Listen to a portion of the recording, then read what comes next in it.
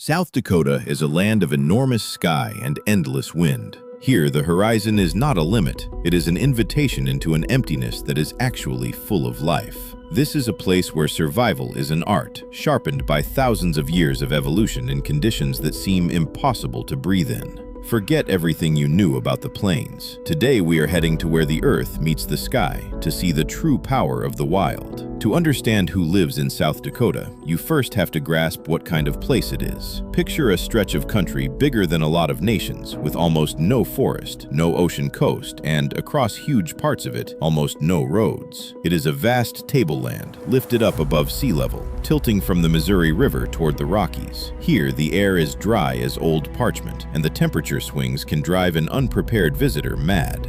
In summer, the rock melts under a sun that bakes to over 100 degrees, and in winter, the mercury falls to 30 or 40 below. And it is not just cold, it is a cutting, screaming wind. When it comes with deep snow or a sheet of ice, it becomes something the ranchers here fear more than anything: a killing winter. That is a terrible thing. It is a natural disaster when after a dry summer, the deep snow falls or an ice crust forms and the animals simply cannot get down to the grass. In years like that, the plains turn into a giant graveyard. But it is exactly this harshness that created a unique ecosystem. South Dakota is a bridge between the northern forests and the sun-scorched Badlands and shortgrass desert to the west. Here, the fauna lives much the way it did thousands of years ago, moving across hundreds of miles in search of food. You know the secret of this country? It's honesty. Nobody promises you an easy walk. Either you adapt or you become part of the food chain. On these plains, nature does not ask for mercy and does not give it. This is a world where every plant, every rock, and every gust of wind tests you for strength. Here, even the landscape seems like a living organism. Endless rolling hills, alkali flats, stony breaks, and rare oases. This is not just scenery. It is an arena where the drama of life plays out. And to survive here, the animals had to develop qualities that, to us city dwellers, look like superpowers. We begin our journey in the very heart of these lands, to understand how in this icy, dusty hell, life flourishes. If you close your eyes and picture South Dakota, you see the prairie, a golden sea of grass, rippling under the blows of the wind. And in that sea lives a symbol of this land, the wild horse. Now, most of the free-roaming horses of the American West are the descendants of escaped domestic animals, mustangs, and there are still bands of them running loose in the Badlands of the Dakotas. But the true living fossil of these plains is not the horse at all. It is the American bison. The bison is the embodiment of endurance. It has a short, massive neck, a huge head, and incredibly strong legs. It does not look like a graceful racehorse. It looks like a tank. It does not need shelter from the wind. It simply turns its hindquarters to it and waits. Its head is so powerful that in winter it swings it side to side like a plow, clearing the snow to reach the dry grass, and it can break through ice to get at water. And the story of the bison is a real thriller with a happy ending. There were once tens of millions of them across this continent. By the 1880s, there were fewer than 1,000 left alive. Market hunters shot them off the plains in about 2 decades. The world could have lost them forever, if not for a handful of stubborn people who gathered the last survivors. And decades later, they were brought home. Imagine what a moment that was, when the first animals stepped off the trucks and breathed the air of the native prairie again. Some of the most important of those rescue efforts happened right here. And today, the herds of the Badlands and Custer country own these plains again. But the prairie is not only bison. Beside them graze the pronghorn, small antelope-like animals that can reach 70 miles an hour. These are the sprinters of the plains. When the pronghorn begin their movement, it looks like a living flood. Tens of thousands of heads racing across the flats, raising clouds of dust you can see from space. Why are they all here? Because the prairie gives food. But it also forces constant movement. You cannot linger in one place. The grass is quickly eaten down. The water dries up. Life on the plains is an eternal marathon, and someone always watches that marathon. The one who waits for a mistake, who waits for weakness. The prairie feeds the grazers, but it also draws the predators that learned to become invisible in this open emptiness. Where there is a hoof, there will always be fangs. In South Dakota, the coyote, and where it still runs, the wolf, is more than a predator. It is a cultural animal, treated with superstitious respect and hidden hatred. The plains coyote is not as big as its northern cousin, but it is incredibly enduring. They call it the sanitation crew of the prairie, but for the local rancher, it is a thief in the night. The coyote's survival here is a strategy. There are no dense forests to set an ambush. The plains are visible for miles. So how do you hunt? The answer is simple and grim: by wearing the prey down. Coyotes can pursue their victim for hours, trotting for dozens of miles until a sick or injured animal simply gives out. They are masters of the team game. One part of the group drives the prey, while another waits in ambush in the nearest draw. And you know the most astonishing thing about them? Their ability to vanish.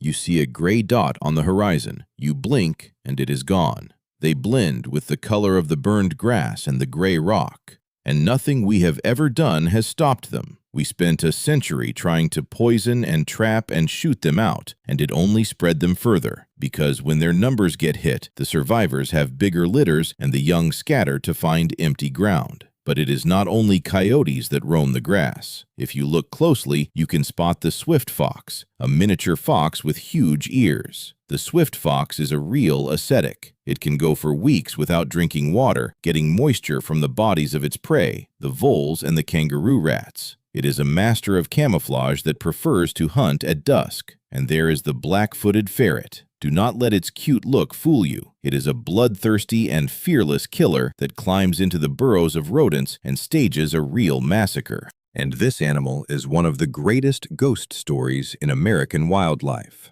It lives on almost nothing but prairie dogs, and it was declared extinct not once, but twice. By the late 1970s, people believed there was not a single one left alive on Earth. Then, in 1981, a ranch dog in Wyoming killed one, and it turned out a tiny colony had survived. Every black-footed ferret alive today came from just 18 animals taken into captivity, and they are being released back onto the prairie dog towns of South Dakota, tracked and monitored one by one. In South Dakota, even the smallest animal has the character of a gladiator. There is no room here for softness. If you are not hunting, you are being hunted. Now we move west to where the prairie surrenders under the push of the Badlands of South Dakota. But do not think of endless sand dunes like the Sahara. This is a kingdom of stone, of banded clay and rare, thorny brush. It is one of the harshest places in the region, and it is exactly here that the rarest ones live. Picture pale spires of eroded rock, layered pink and gray and gold, carved by wind and water over millions of years. And among them, the pronghorn, drifting across flats where the heat shimmers, and the bighorn sheep that were wiped out of this country and brought back, animal by animal. The bighorn is astonishing. It leaps across ledges that no person could stand on, its hooves working like suction cups on the crumbling stone. To survive here, every gram of fat and every drop of moisture is the price of seeing another sunrise. This is a world of silence, broken only by the whistle of the wind and the crunch of gravel under hooves. Here, life slows down, freezes, but never stops completely. If the wind rules the ground in South Dakota, then the sky belongs to the golden eagle. This sky is so clean and deep, it seems like the birds are soaring in open space. The golden eagle here is more than a bird. In the wild, it is an absolute monarch. With a wingspan over 7 feet, the golden eagle can spot a jackrabbit or a ground squirrel from miles away. Its talons are longer than the fingers of an adult, and its strike is powerful enough to break the spine of a young antelope. In the Black Hills and the Buttes, golden eagles build their nests on inaccessible cliffs, looking out over their enormous domain. But the South Dakota sky is full of other giants. The turkey vulture is the true heavyweight scavenger. To see the vultures circling over a fallen animal is a sight both eerie and majestic. They are necessary sanitation. Without them, the prairie would become a breeding ground for disease. And where they have returned, the largest flying bird on the continent, the California condor, cleans up what the others leave. Another creature that came back from 22 birds. And you cannot forget the prairie falcon. It is the lightning bolt of the plains sky. Fast, bold, it hunts small birds and rodents, diving at a speed hard for the human eye to catch. The sky over South Dakota is a complex, multi-level structure. Someone soars in the stratosphere, someone stands watch at the prairie dog holes, and someone guards their cliffs. It is a perfect system of resource distribution where everyone is busy with their own work. And now let's sharply change the scenery. Forget the sun-scorched Badlands and the wind-blown grass. We head to the far northeast corner and into the Black Hills, where the plains quietly give way to dark pine forest. You know, this is a completely different, hidden world. Here it smells of pine, of rotting moss and ice-cold water from mountain streams. Almost no sunlight breaks through the dense crowns of the ponderosa pine and spruce. This is a forest frontier. Here, its own special and very hard rules of survival apply. The forest, only at first glance, seems like a safe shelter where you can hide from the wind. In reality, it is a huge green trap with 1,000 invisible eyes. The dense understory is so thick that sometimes you cannot take a step without snapping a dry branch. And in this half-light hide real phantoms that hear your every footfall. Meet the bobcat, a cautious, graceful, and absolutely merciless wildcat. An ordinary cat, you say? Not a chance. The bobcat is a perfect killing machine for the confined space of the forest. It has incredibly wide feet that work like snowshoes in winter. While the coyotes sink and flounder chest deep in the loose snow, the bobcat glides over the crust like a ghost. It does not chase prey over marathon distances. That is not its style. Its specialty is absolute stillness and a sudden ambush. For hours, holding its breath, the bobcat can lie motionless on a thick branch or hide behind a rocky ledge, blending with the bark. And who is its main victim? Often it is the white-tailed deer and its cousin the mule deer, cautious animals that a predator must catch off guard. But there is a stranger resident of these hills, too. Meet the elk. Once these primeval giants were nearly wiped out of the region entirely, hunted down to almost nothing. Everything you see today was rebuilt, brought back and restored, and now they bugle again through the pines of the Black Hills in autumn. The elk is incredibly wary, and every time it reaches for food, it risks a deadly strike from above, from a cougar. But you know who is the true rightful master of this northern forest?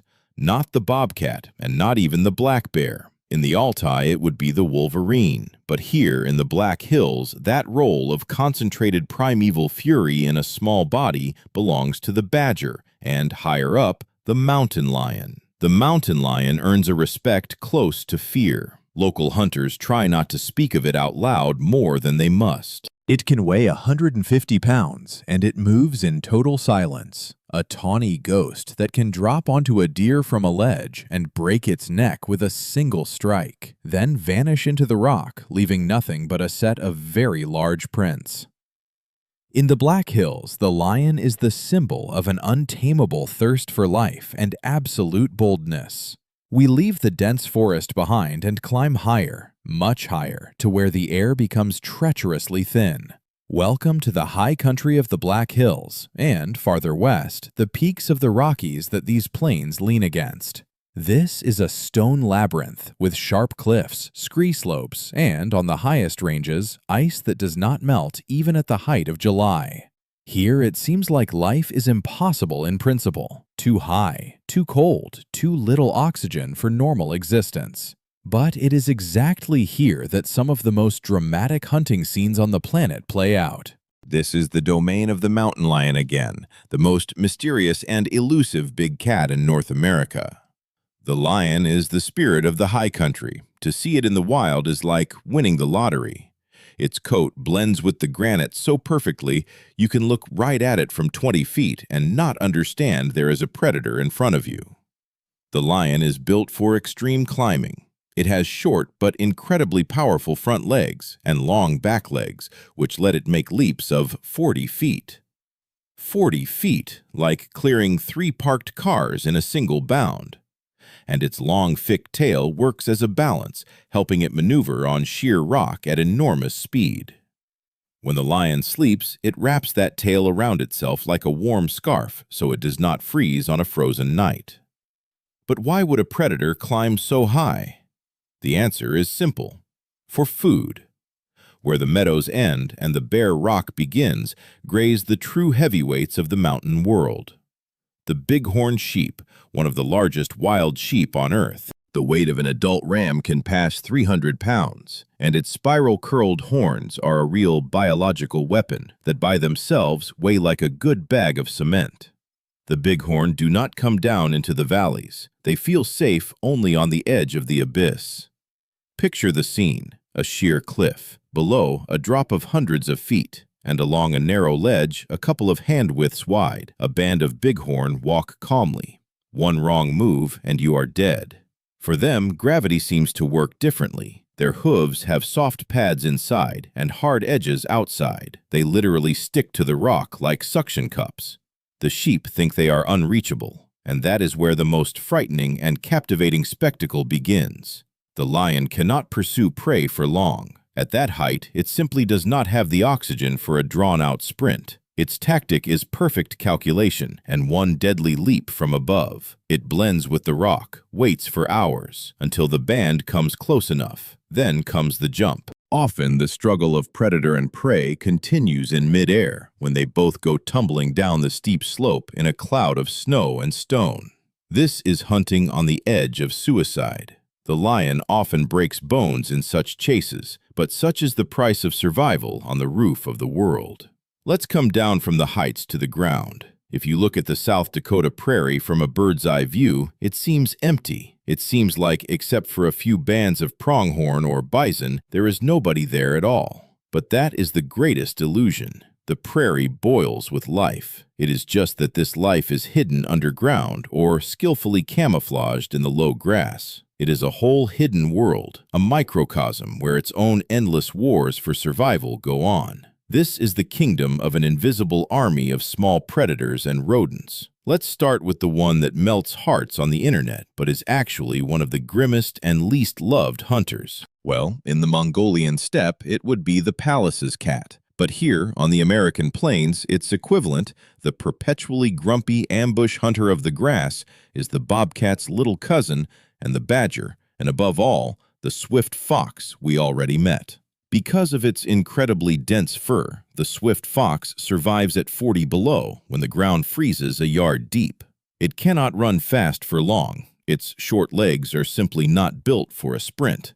If it spots danger, it does not run. It does something astonishing. It flattens itself to the ground, freezes, and literally dissolves into the landscape. Its coloring so perfectly repeats the color of the dried grass and the rock that you cannot spot it even up close. And who does this grim ninja hunt? Its main target is the prairie dog and the little mouse-like animals that are actually related to rabbits, the ground squirrels, and farther north, small burrowing rodents. The prairie dogs are a phenomenon all their own. You know what they do? They build cities. Their towns are genuine underground megacities with ventilation systems and back exits, and once they held some of the largest concentrations of mammals ever recorded on the continent. They store provisions and drop into a deep torpor for the long winter, and their hay piles and mounds are like beacons for the predators. A fox can sit for hours by such a burrow without moving a single muscle, waiting for a careless prairie dog to poke out its nose. One lightning movement of a clawed paw and dinner is ready. But the fox has to be careful. On the plains, there is always someone bigger. From above, a golden eagle may be watching it, for whom this furry hunter is just an excellent piece of meat for supper. And the prairie dogs themselves are more serious than they look. They live in huge colonies, real underground megacities. They always have sentries standing up straight by their holes, and at the smallest danger, they let out a sharp, piercing bark. This bark is an alarm signal for the whole prairie. Hearing it, everything alive within half a mile instantly dives into cover. The prairie empties in a second, and the predator has to start its complex chess game all over again, trying to outwit the early warning system. Researchers who study the calls of prairie dogs believe they encode information about what kind of threat is coming, roughly how big it is, and how fast it is moving. The word South Dakota is usually associated with drought, dust, and the lack of water, but nature loves paradoxes. In the eastern part of the state, among the glacial hills, lie the prairie potholes and the Great Lakes and reservoirs of the Missouri. It sounds like fiction, but here there are huge inland waters, salt and fresh, surrounded by miles of reed beds. These are water oases, pulsing centers of life that draw millions of creatures. Without them, the plains would be far more empty. Water here is an absolute value, and it hides its own underwater monsters. In the rivers that feed these lakes lives a giant. Well, in Mongolia, it would be the taimen, a freshwater shark. Here in the Missouri system, its counterpart is the pallid sturgeon and the flathead catfish, ancient fish that can grow into heavy, muscular monsters. The catfish can pass 50 pounds, lying on the bottom in the deep holes, close to blind in the murky water, hunting with the barbels around its mouth. It feeds not only on other fish. Its favorite prey is anything that swims across, and when a duck or a small animal crosses the water, the surface can explode. A powerful splash, and the prey vanishes into the huge mouth of the underwater giant. It is a real river mafia that controls the channels. But if you look above the water, the picture is completely different. The lakes and potholes of South Dakota are a crucial stopover for millions of migrating birds flying between Canada and the Gulf. And among them are completely unexpected guests. You expect to see ducks or geese here? Correct. But how about the American white pelican? A huge bird with a wingspan up to 9 feet and a massive pouched beak. What are pelicans doing in the middle of the continent, far from any ocean? They found here an ideal place to breed. The shallow, sun-warmed, fish-rich lakes are hidden from ground predators by walls of reed. Pelicans hunt in whole squadrons. They line up in a half circle, beat the water with their wings, scaring the fish and driving them into the shallows, and then, all at once, lower their pouched beaks into the water, scooping up the catch. It is astonishing teamwork, honed to the millimeter, and beside them, on the marshy banks, stride the graceful sandhill cranes. They perform their famous mating dances, leaping, bowing to each other, tossing bundles of grass into the air. It looks like a refined ballet against the backdrop of the harsh, wind-worn hills. These water arteries and lakes are like the circulatory system of the region. They prove that life can find a loophole and flourish even in the heart of a dry continent, creating an incredible contrast between the dusty prairie and the sparkling water.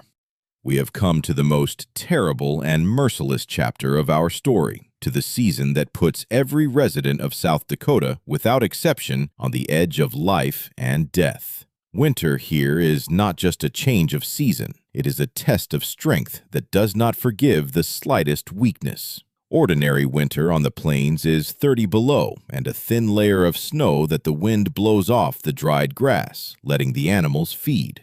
But when a hard winter comes, the scenario changes. First, the deep, abnormal snow falls, and then a thaw comes, followed by a sharp blow of frost to 50 below, and the snow gets covered with an impenetrable armor of ice. The grass is there, right underfoot, but it is impossible to get to. The ice cuts the faces and breaks the hooves to blood. In such conditions, a real tragedy unfolds for the pronghorn. This is an ancient animal with a completely alien appearance. Its nose is built to warm the icy air before it reaches the lungs, keeping the animal from freezing from the inside. In summer, it filters the prairie dust, but during a hard winter, even this perfect mechanism is powerless. The pronghorn cannot break the ice. They begin to migrate en masse in search of snow-free ground, crossing hundreds of miles in an exhausted state. And there they are already awaited. For the foxes and coyotes, a hard winter is a time of feasting. They do not need to hunt, do not need to spend energy on the chase. The prairie itself lays out an icy table for them. A fox, normally feeding on small rodents, now wanders among the freezing antelope, simply waiting for the next animal to fall from exhaustion and not get up again. It is cruel, but it is the absolute pragmatism of nature. The only ones who can stand against this icy blockade are the bison.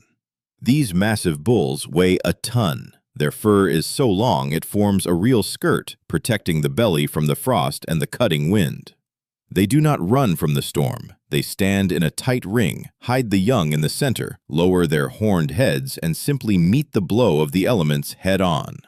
Their mass and power let them break even the thickest ice, getting to the scarce vegetation. A hard winter is the great filter of the plains. It kills the weak, the sick, and the old. It wipes out whole populations, leaving only those whose genes are strong enough to survive the apocalypse and give life to a new, even more enduring generation. When spring finally breaks through the ice, the prairie is scattered with bones, but those who survived become stronger. It is an endless, merciless cycle of renewal that makes the fauna of this country one of the most resilient on the whole planet. South Dakota's spring is not a gentle, romantic awakening of nature, as we are used to seeing in European forests. It is a sharp, almost aggressive explosion. Yesterday there was still a crust of ice, and today the sun blazes so hard the earth begins to literally steam.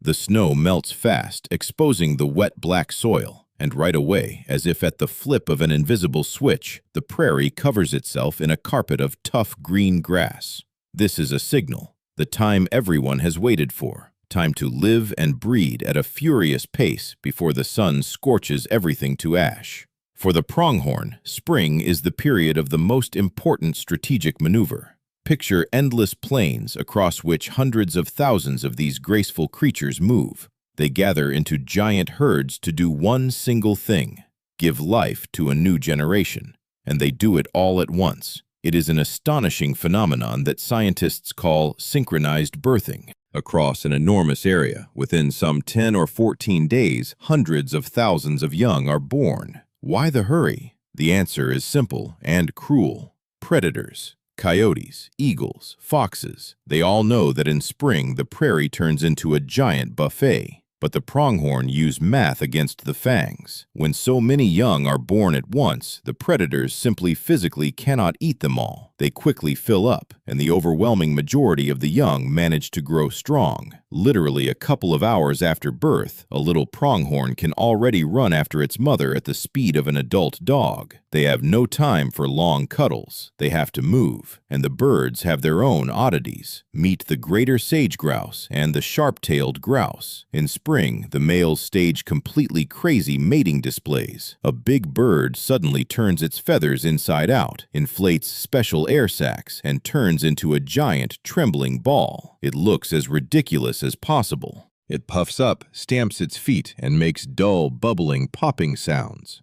But for the females, this puffed-up ball is the height of male attractiveness. And while the birds dance and the antelope run, out of the deep underground burrows where they escaped the winter cold, the prairie rattlesnakes slowly crawl. After hibernation, they are sluggish, their blood as cold as the earth itself. They need the sun. Dozens of snakes coil on the warmed rocks, greedily soaking up the heat to start their metabolism. Until the snake warms up, it is practically defenseless. But as soon as its body temperature reaches normal, this slow shoelace turns into a lightning-fast, deadly predator, ready to open its own spring hunting season on careless mice. We are used to looking at the South Dakota landscape in width, the horizon, the buttes, the sky. But let's lower our eyes and look underfoot. Under the thin layer of dusty grass and hard earth hides a completely different world. Dark, cramped, but incredibly densely populated. The surface of the prairie is often too hostile. Now the scorching heat, now the icy wind, now the hungry eyes of the eagle. So many animals made a brilliant choice. They went deep underground. They became miners and architects of invisible cities. The maddest digger of these parts is the pocket gopher. It is a rodent that looks like a furry sausage with giant claws. It has almost no eyes and ears. Underground, they are simply not needed. It uses heavy artillery, its huge, forward-jutting front teeth. It literally gnaws tunnels through the frozen earth. Its jaw muscles are so developed they make up a significant part of the mass of its whole head. The gopher can go its whole life without appearing on the surface. It builds mile-long, multi-level labyrinths with bedrooms, pantries, and toilets. It feeds on roots and bulbs, pulling them down underground right by the root. You walk across the prairie and suddenly a flower in front of you just vanishes, drawn down into the soil. That is the gopher having lunch. But these underground passages are needed not only by it. The abandoned burrows are immediately taken over by other residents too lazy to dig for themselves. For example, the kangaroo rat and the ground squirrel. These animals are a real mockery of the laws of anatomy. Picture a mouse. Now, give it the legs of an ostrich, a tufted tail, and enormous radar-like ears. It looks like a geneticist's mistake. But in the conditions of the open plain, the kangaroo rat is a perfect evasion machine. By day, it sleeps in a deep, cool burrow, plugging the entrance tight with an earthen cork so it does not lose moisture. And as soon as the sun sets, it comes out onto the stage. It does not run. It moves in giant leaps, pushing off with its powerful back legs. And it jumps not in a straight line, but in absolutely chaotic, unpredictable zigzags. It is often hunted by the swift fox. The chase of a fox after a kangaroo rat is a hilarious and at the same time brutal sight. The fox tries to calculate the trajectory, but the kangaroo rat changes direction 90 degrees in a fraction of a second, pushing off with its tail. The fox misses, tumbles in the dust, and the big-eared jumper has already dissolved into the dark, leaving the hunter with an empty stomach. Let's move west again, into the driest districts beyond the Badlands, toward the far reaches of the western plains. Here, water is not just a resource, it is the hardest currency, paid for with life. There are no rivers, and the rare springs are found once in dozens of miles. The earth has cracked like old ceramic. A logical question arises. How can you even live here if there is nothing to drink? The local residents will answer you. You just have to know how to save every drop of liquid in your body. Meet the pronghorn again and, on the dry flats, the desert cottontail and the jackrabbit. At first glance, it is an ordinary animal. But inside, it works the most complex chemical laboratory. These animals almost never drink water in its pure form. There simply is none. They get all the moisture they need from the tough desert brush and thorns. Their kidneys can concentrate their urine to a thick state, and their droppings come out as absolutely dry pellets. They are closed ecosystems that do not let precious water evaporate into the scorching air. And if you look closely at the ground at night, you can spot a tiny alien, the short-horned lizard. This lizard has huge, unblinking eyes, and it has a superpower. On its body sit ridges and scales that break up its outline, and when it is truly cornered, it does one of the strangest things in the animal world, squirting a stream of its own blood from the corner of its eye. A spray that tastes so foul that a coyote or a fox recoils in disgust. It does not run across the flats, it presses into the dust and vanishes. And it needs to vanish fast because right below it, in the layer of soil, floats an invisible threat. In Mongolia, it would be the sand boa. Here on the American plains, its counterpart is the western hognose snake, a small, muscular snake perfectly adapted to life in the sand. It does not crawl on the surface. It dives into the loose soil and swims through it like a torpedo through water. It buries itself so that only its eyes stick out and waits patiently. It reacts to the smallest vibration. The moment a lizard or a careless insect runs nearby, the sand suddenly explodes. The snake makes its rush, grabs the prey, and instantly drags it underground. No resistance, no long struggle. The victim just disappears into the ground in a fraction of a second, and the wind immediately erases all traces, leaving a perfectly smooth surface. Survival in the dry country is the art of being invisible and the ability to get the maximum from the minimum. The South Dakota sky is not just a beautiful blue backdrop. It is a full, multi-level combat zone. We already talked about the eagles and the vultures that patrol the upper echelons of the stratosphere. But if we drop lower, right over the tops of the grass, we see completely different hunters. They do not use a dive from a mile up. Their tactic is the hugging flight, surprise and perfect knowledge of the terrain. This is the aerial special forces of the plains. The main master of low-altitude flying is the northern harrier.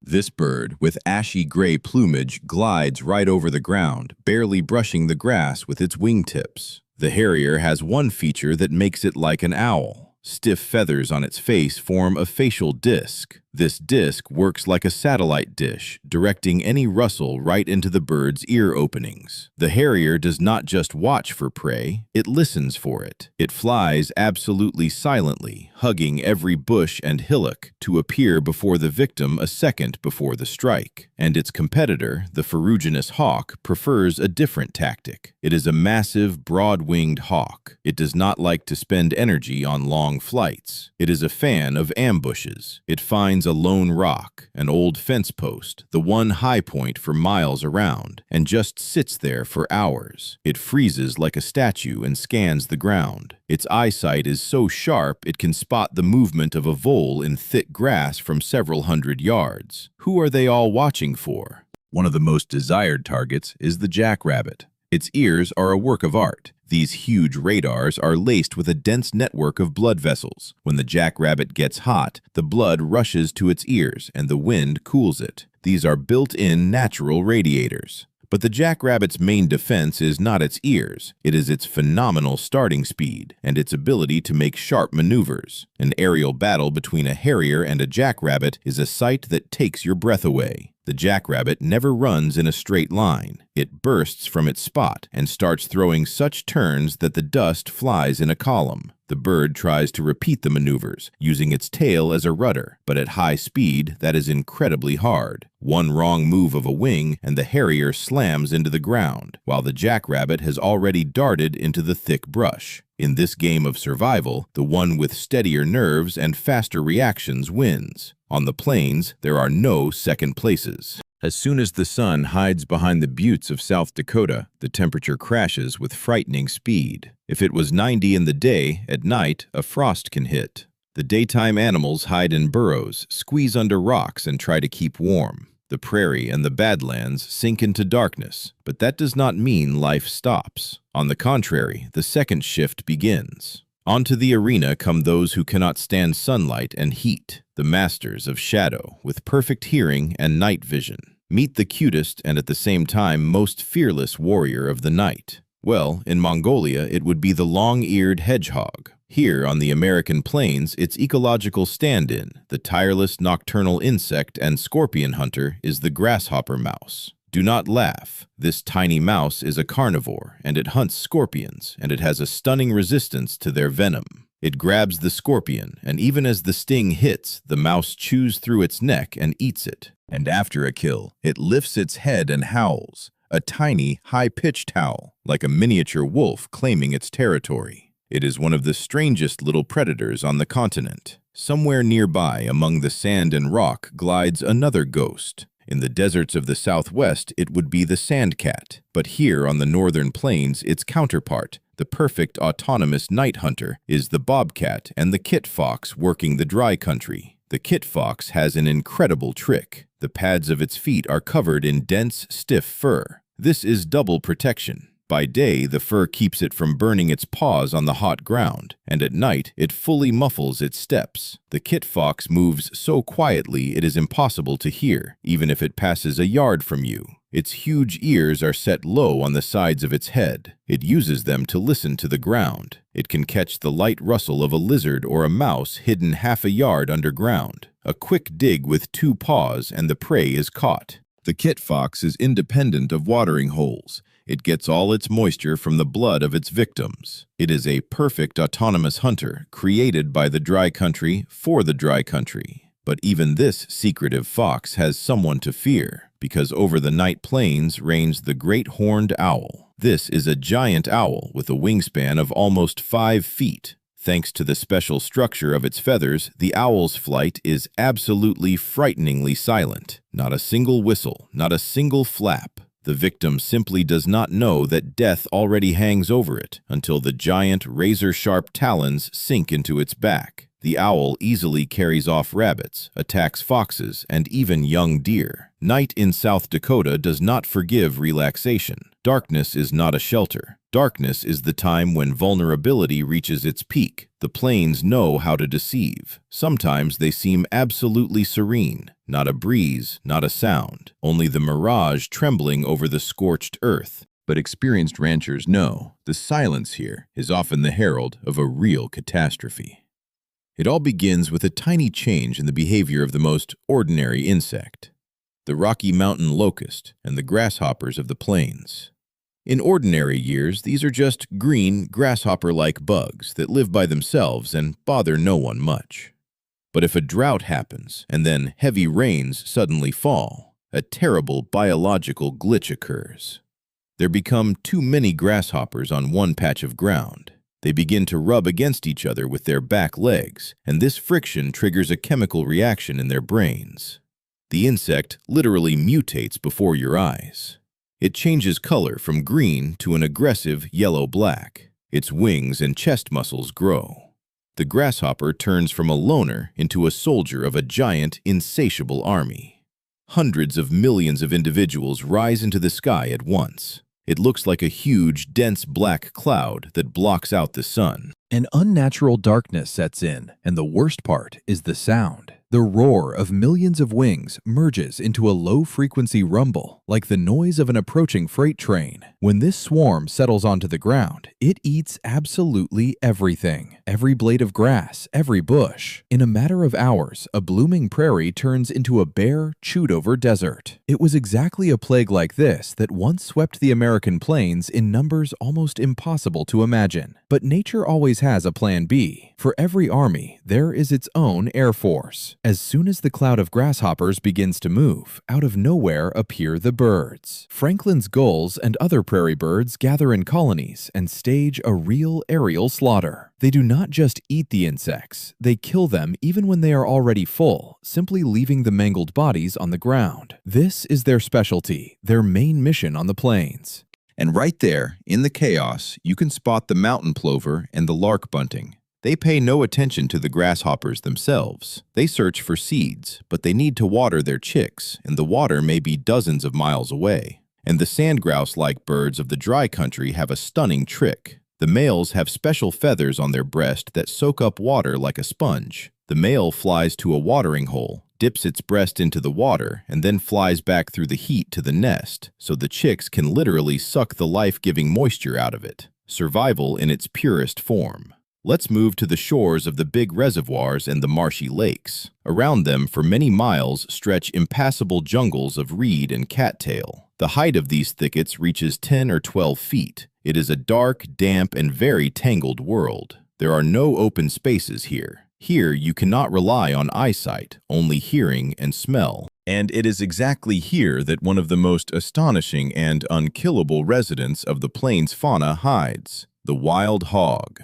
It would seem the hog is an ordinary forest dweller. What is it doing in harsh South Dakota, where in winter the lakes freeze to the bottom and the temperature falls to 40 below? How does this animal even not die in such an icy hell? It is a real anomaly. The plains hog is not the fat little pig we imagine. It is an armored tank wrapped in stiff bristles, under which hides an incredibly thick layer of subcutaneous fat. It adapted to eat everything, from cattail roots to carrion and even small rodents. Its snout is a high-precision excavator. The hog can loosen the frozen ground like a jackhammer. In winter, these animals stamp deep trenches through the reeds, build huge nests of reed to sleep in whole families, warming each other. But this reed paradise hides a deadly threat: coyotes and, where they range, wolves. For the gray predator, a hog is a mountain of calories, the ideal supper. But how do you get this mountain when it is armed with razor-sharp tusks and feels absolutely no fear? A wolf's hunt for a hog in the reeds is always a game with death. Wolves hate the reeds. There they lose their main advantage, speed and maneuverability. They cannot pounce as a pack. They have to move along narrow hog trails single file. It is an ambush where hunter and victim can change places at any moment. An adult boar weighing 300 pounds will not run from a wolf. It will turn, lower its head, and go on the attack. One strike of a tusk from below, and it is over for the wolf. It rips the belly open instantly, so the wolves act cunningly. They try to drive the herd onto the open ice of the lake, where the short-legged hogs will slide and fall. They do not charge head-on. They methodically, for hours, wear the animal down, biting it on the tendons of the back legs. It is always a dirty, long, and very bloody fight. In this war, there is no nobility. There is only wild, primeval instinct. Either you devour or you are torn to pieces. Death in South Dakota is not the end of the story. It is only the beginning of a new, very important chapter. In nature, there are no landfills. Nothing goes to waste. When a large animal, be it an old bison or a horse, falls and can no longer get up, a perfectly tuned mechanism of recycling starts. It is a whole cleanup industry that works faster and more efficiently than any human service. The first to learn of death are the ravens. These birds have astonishing intelligence and eyesight. They can accompany a weakening animal for days, simply waiting for their hour. As soon as the heart stops, the raven makes the first cut. Its beak is not powerful enough to open the thick hide, so it aims at the softest part, the eyes. The raven is a scout. Its calls attract a more serious audience, those capable of really butchering the carcass. The golden eagles appear. They can already tear open the belly. The feast begins. The eagles rip the meat, swallowing huge pieces, but they too are not all-powerful. They leave a skeleton wrapped in the remains of tough hide, tendons, and cartilage. And that is when the time comes for the true laborers of the invisible front. When the birds fly off, the ground under the bones begins to move. The insects get to work. One of the most astonishing cleaners is the burying beetle. It can smell carrion from a long way off. Imagine, a pair of these beetles fly to a dead ground squirrel or bird. They do not just eat it, they begin to dig under it, pulling the soil out from beneath the corpse until it sinks fully into the ground. They literally bury it and then lay their eggs there, so their larvae are provided with food. In a matter of days, and sometimes hours, nothing is left of a huge animal on the prairie but bare white bones. A carcass weighing hundreds of pounds simply dissolves into the ecosystem. And even these bones will eventually be covered in lichen, crumble to dust from the temperature swings, and return calcium and phosphorus to the earth. It is a brutal but absolutely perfect zero-waste system. The life of one is always bought at the price of the death of another. Without this perfect cleanup, the prairie would have long ago choked on disease. We are used to fearing the large predators, bears, wolves, mountain lions. Their size commands respect. But in the dusty flats of southern South Dakota, the real threat is often the size of your palm. It does not roar, and it does not howl at the moon. It simply waits for you to step on it yourself. This is a world of tiny but incredibly aggressive and deadly creatures for whom venom and speed are the main weapons. Right underfoot, on the burning sand, may lie a lesser earless lizard. This is a lizard that has perfected the magic of disappearing. When it senses danger, it does not try to run. It begins to vibrate its whole body finely and fast, like a phone on a table. In 2 seconds, it literally sinks through the sand, leaving only its nostrils and eyes on the surface. It sits there for hours, waiting for a careless beetle. But there is someone scarier than beetles in this dry country. If at night you turn on a flashlight, you may notice a shadow moving with frightening speed. In the Gobi, it would be the solifugid, the camel spider. Here on the American plains, its equivalent, a fast, aggressive nocturnal hunter, is the wind scorpion, which does live in the dry parts of the West. It is not a true spider and not a scorpion. It looks like a monster from a nightmare, with a hairy body and huge, incredibly powerful jaws. It has no venom. It does not need any. It simply runs down its prey and begins to chew it alive with its jaws, like a meat grinder.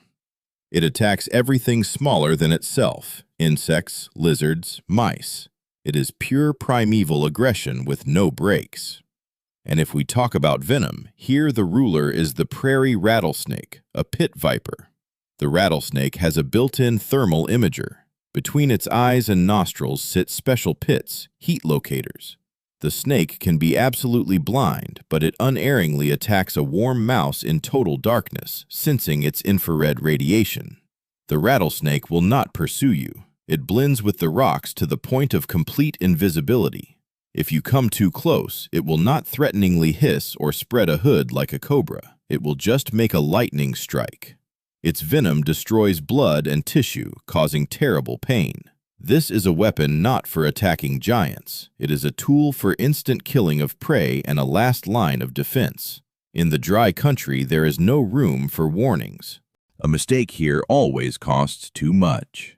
Autumn in South Dakota is not even a season. It is a short, anxious pause between the burning summer and the deadly winter. It is just a couple of weeks when the prairie flares gold and the air becomes crystal clear and sharp in the mornings. All the animals feel it. In their blood, the hormone levels go off the scale. The biological clock sounds the alarm. There is almost no time left. The most massive and desperate race of the year begins. The race for calories. The premonition of ice makes everyone eat as if tomorrow will not come. In the Black Hills, the little chipmunks work themselves to exhaustion. They race along the pine branches, stuffing their cheek pouches with seeds until their faces are wider than their bodies. In one autumn, a single chipmunk can drag pounds of provisions into its underground pantry. It carefully sorts the food. Here the nuts, here the dried mushrooms, here the seeds.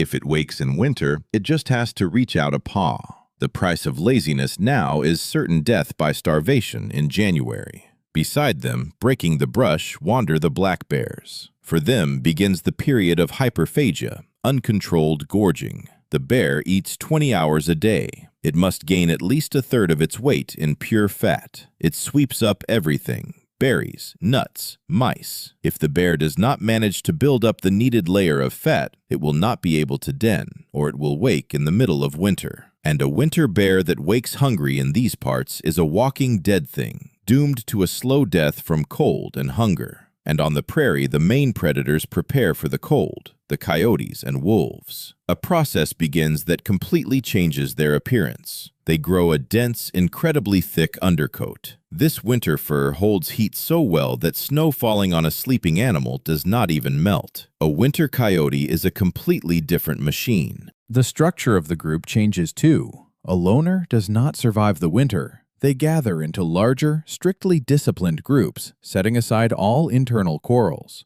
They know soon the snow will hide the small prey, and they will have to go out after big game.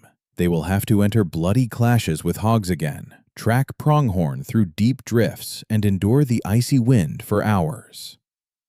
The prairie goes still. The last flocks of migrating birds dissolve into the southern sky. The burrows are sealed from the inside with earthen corks. South Dakota prepares to close its doors and sink into the great white silence. The cycle is complete, and only the strongest will see the next spring. In South Dakota, the border between the wild world and the world of humans is thin as a horse's hair. For thousands of years, people have lived side by side with predators, and in this endless chess game, humans have a piece that, for centuries, has changed the rules.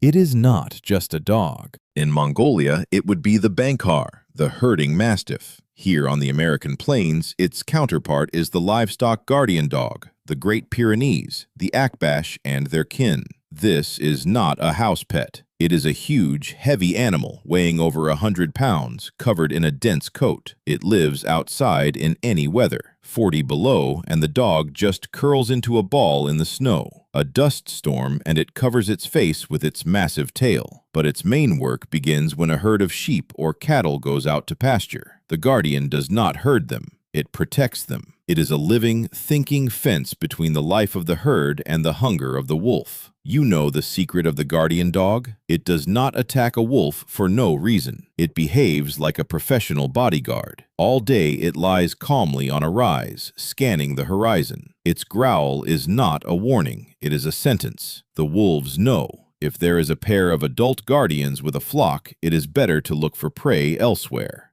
A fight with a guardian dog is not a hunt. It is guaranteed injury for the predator, and on the plains, a wound is as good as death. But if the wolf does decide on an attack, the guardian turns into a fury. It attacks in silence and very hard. Its jaws can break bones, and the thick fur on its neck protects it from return bites. It is a unique example of a partnership where a domestic animal kept the habits of its wild ancestor to stand against it. Without these dogs, the life of the ranchers would be far harder. It is an ancient contract, written in the blood of the dusty prairie roads. One protects, another feeds, and a third always waits behind the hill, testing this alliance for strength. The South Dakota prairie keeps secrets that can be more dangerous than the fangs of any predator, and the main keeper of these secrets is the prairie dog. We already talked about its role as the architect of underground cities, but it has a dark side too. The prairie dog is a natural reservoir of one of the most terrible diseases in the history of humanity: plague. Yes, that same Black Death. Deep in its burrows, among the warmth and dust, live fleas that carry bacteria capable of wiping out cities. The prairie dog leads a quiet life, eats grass, fattens up before winter, whistles at the sight of danger. But inside it, a silent war goes on. When plague sweeps through a prairie dog town, it can kill nearly every animal in it in a couple of weeks, and with them go the black-footed ferrets and the many other creatures that depend on the colony. This is one of the biggest threats to the recovery of the ferret. For humans, the prairie dog and the ground squirrel were always a part of the landscape, but the disease they can carry is a real danger, and biologists dust the burrows and vaccinate the ferrets to hold it back. Plague on the plains is as natural a regulator of numbers as the hungry coyote. It cuts down the colonies when they become too many. It is cruel, it is frightening, but it works. Life here always balances on the edge of catastrophe, and every resident of the prairie, from the tiny flea to the huge golden eagle, plays its role in this dangerous play.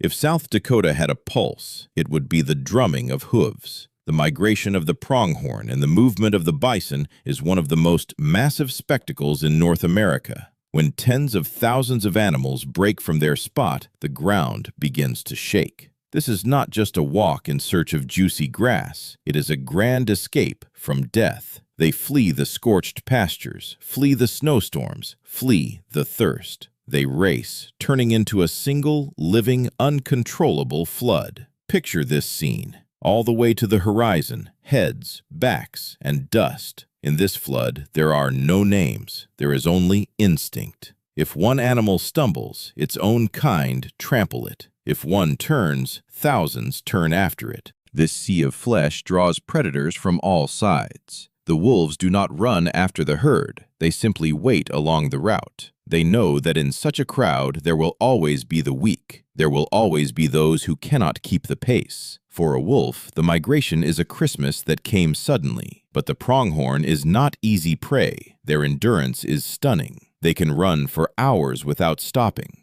Their heart is a powerful pump that drives blood at a furious speed. From above, watching this bloody marathon, are the eagles. They do not hunt the adult animals. They wait for the finale. Where the flood of animals passed, there is always a harvest for the scavengers. The migration is a hard exam. Those who reach the goal will give strong offspring. Those who fall will feed the prairie. In this, there is no malice, only the pure energy of life, which must constantly flow so as not to stagnate. The pronghorn is a symbol of eternal movement. As long as they run across the plains, South Dakota lives. When the sun sets and the heat gives way to cool, out of the ground come those we try not to notice.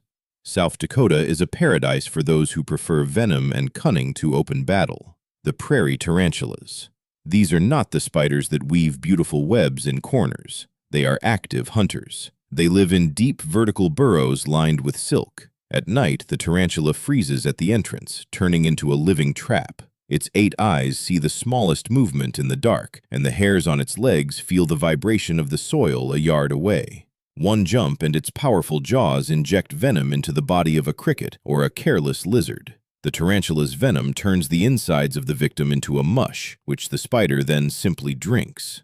But even this master of ambush has enemies. The tarantula hawk, a huge wasp, is the one hunter that can boldly take on a tarantula and win, paralyzing it to feed its young. It is a battle of gladiators where the winner takes all. And there are scorpions in the western reaches too.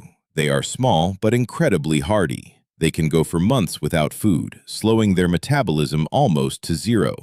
The scorpion is the embodiment of patience. It can sit under a rock for weeks, waiting for one single chance. Its sting is a surgical instrument. It strikes exactly into the joint of the victim's shell. This is a world where size does not matter. Here, a tiny drop of venom weighs more than a pound of muscle. Why does nature need so many killers per square yard?